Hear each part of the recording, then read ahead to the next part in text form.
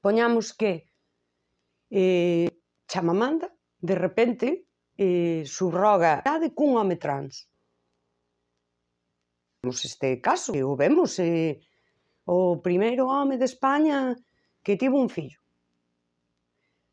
Corresponde ao feminismo loitar contra, por exemplo, ese tipo de paternidades subrogadas?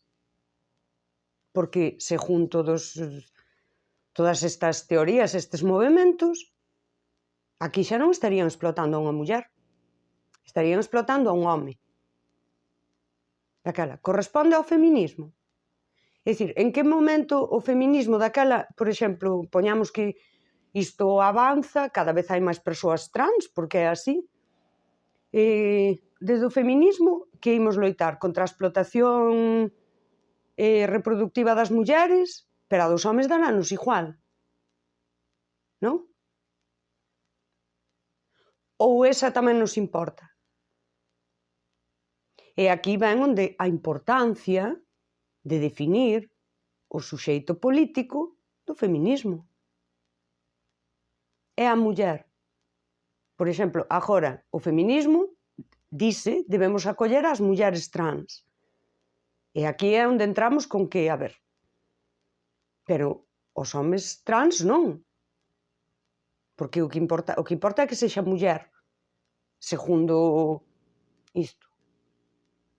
Vale? Pois aquela, respecto da xestación subrogada, como vai isto?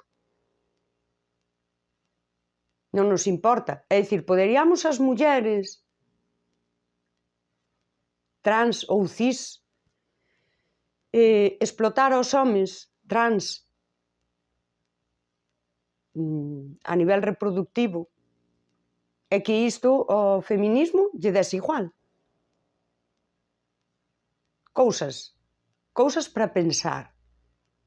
Cousas para pensar e valorar se debemos de decidir cal é ese suxeito político e como nos posicionamos nese sentido.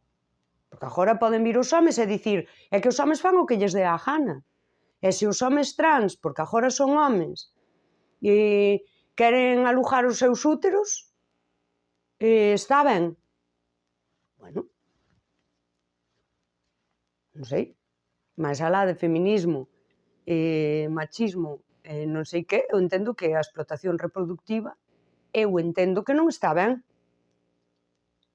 Pero, de repente, aparece